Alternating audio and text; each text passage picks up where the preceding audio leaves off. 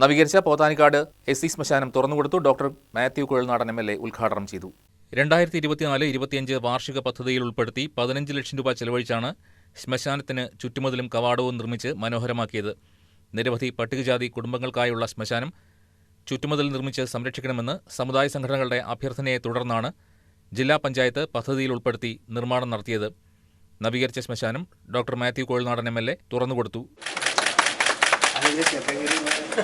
ജില്ലാ പഞ്ചായത്തിന്റെ കൂടി സഹകരണത്തോടുകൂടി ഇത് ചെയ്തെടുക്കാൻ സത്യത്തിൽ സാങ്കേതികമായ ഒത്തിരി കുരുക്കുകളുണ്ടായിരുന്നു. സാങ്കേതികമായ കുരുക്കുകൾ പരിഹരിക്കാൻ നമ്മൾ കുറേ പ്രയാസപ്പെട്ടെങ്കിൽ ഇന്ന് നമുക്കിത് ഭംഗിയായി കെട്ടി സംരക്ഷിച്ച് ഇതുപോലെ ആക്കി കൊടുക്കാൻ കഴിഞ്ഞപ്പോൾ ഇവിടെ സൂചിപ്പിച്ച പോലെ നമ്മുടെ സമൂഹത്തിലെ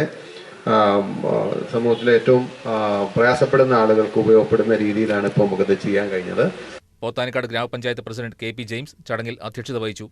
ജില്ലാ പഞ്ചായത്ത് അംഗം Jomy Thekkekara, panchayat vice president Lucy Santhosh, block panchayat വികസനകാര്യ standing committee chairperson Ranikutty George, block panchayat അംഗം ജേക്കബ് വർഗീസ്, ഗ്രാമപഞ്ചായത്ത് അംഗങ്ങളായ അനിൽ എബ്രഹാം, ജനീഷ് K. പോൾ, ജിജി മാത്യു, ബിൻസൺ എബ്രഹാം, മിനിമോൾ K. ചാക്കോ, സാബു വർഗീസ്, ഷീല റോയ്, സീന സജി, മുൻ ജനപ്രതിനിധികളായ സജി K. വർഗീസ്, ജോസ് വർഗീസ്, NM ജോസഫ്, ജിനു മാത്യു, ആശ ജിമ്മി, ഡോളി സജി, വിവിധ രാഷ്ട്രീയ നേതാക്കളായ ജോയ് ചെറുകാട്ട്, ഷാൻ മുഹമ്മദ്, ലോറൻസ് എബ്രഹാം തുടങ്ങിയവർ സംസാരിച്ചു. News desk KCV news.